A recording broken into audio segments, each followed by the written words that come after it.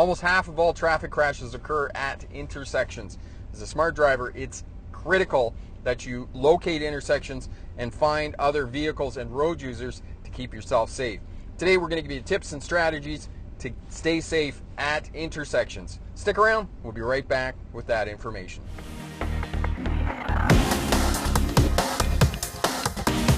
Intersections are everywhere in your driving environment, and they come in many different shapes and sizes. Some of them are conventional intersections, such as this one right here in a residential area. Others, not so much. If you come across a crosswalk, a bicycle lane, those types of things, you're intersecting with potentially other road users, and it's an intersection, but it's not what we think of in our head as a conventional intersection. Roundabouts are another form of intersections, and there's different rules for roundabouts, especially for those of us in North America, that these are reappearing on the driving landscape. They are something new for drivers to learn about and deal with as part of their driving experience. For those of you in Europe and North America and Asia and other places in the world, you're laughing at drivers here in North America because you love your roundabouts. And I learned about roundabouts when I lived in Australia.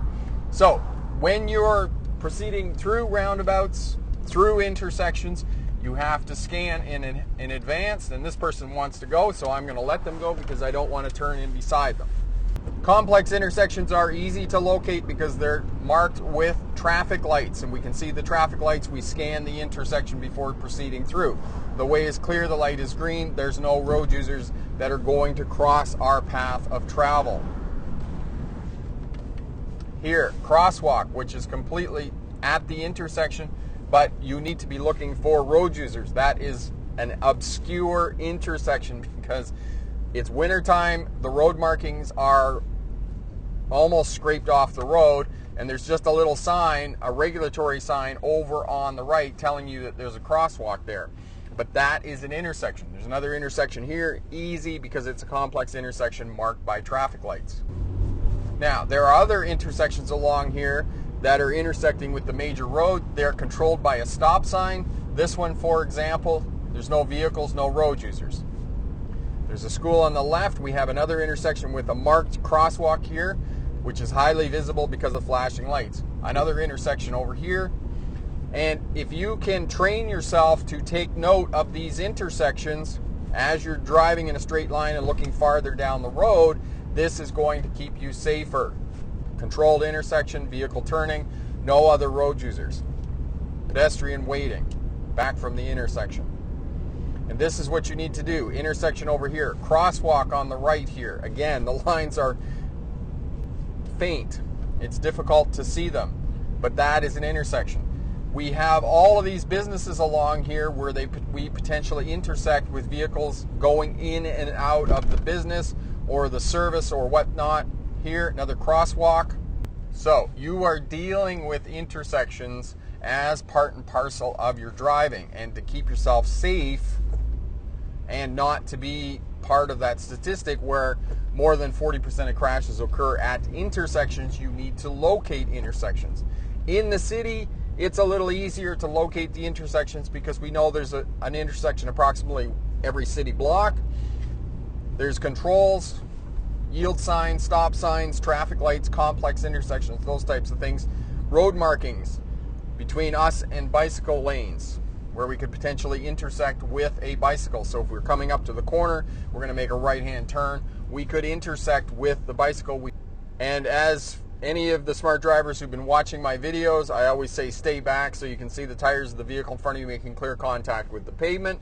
That is critical space management skill. This vehicle in front of me, this logging truck, or the stick hauler as it's euphemistically known in the industry, has timber hanging off the back of the truck. It's overhanging the back of the vehicle. So because it's overhanging the back of the vehicle, which I can know because I can see it, and I can also see the flag that is a requirement for them to have on the back of the vehicle if the load is hanging over, then I stay back even farther so that I don't have one of those come through the windshield because that would tend to mess up your makeup.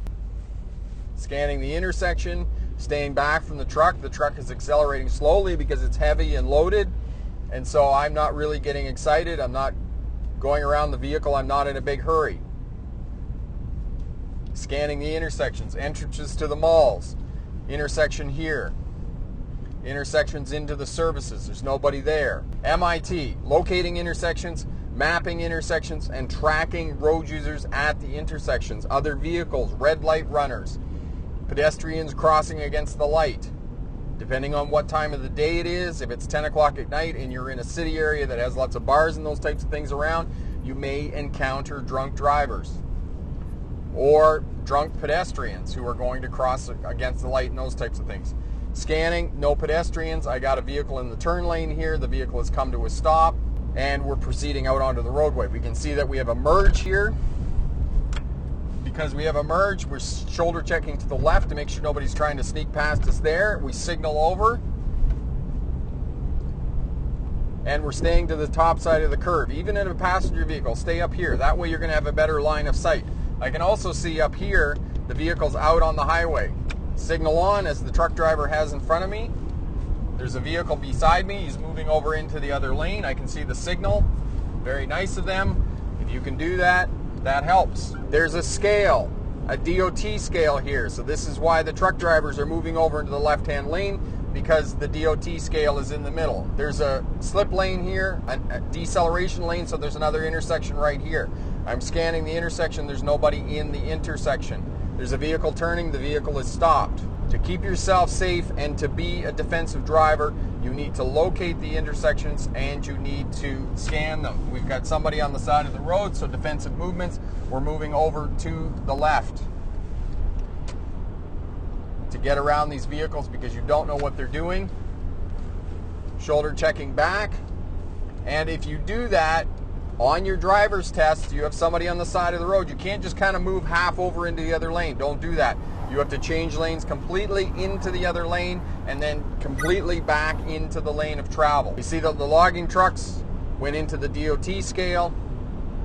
That's why they got off the left. So now we have another intersection on the other side of the DOT scale where the trucks are coming back onto the highway here.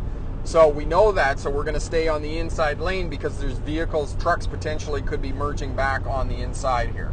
We have a truck coming down here at the intersection. I can tell there's an intersection. I didn't even know there was one here, but I did see the truck moving out here. The truck is coming to a stop. We're good to go. We have a sign here. We have another intersection right here. We can kind of see the yield sign for the intersection, but it's still difficult to locate.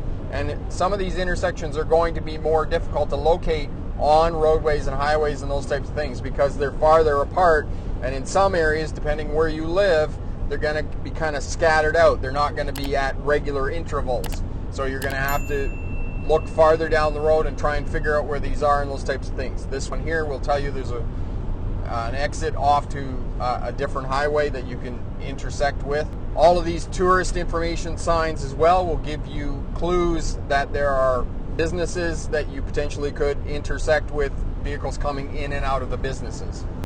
On these back 2-lane skinny roads, you're going to have lots of personal residences, people's houses and whatnot, and there's going to be driveways. Sometimes you'll have signs such as that, driveway 100 meters, but there's driveways all the way along this roadway. Roadway here, and we're simply scanning farther down the road and we're watching to see if any vehicles are approaching our roadway as we're coming out here. We can just barely see the stop sign up there in the distance, and we know there's another intersection there. There's this intersection here on the right. Sometimes you can see the street signs, which will indicate what street it is, whether it's Elm Street or Spruce Street or whatnot, which will also give you a clue that there's a road there.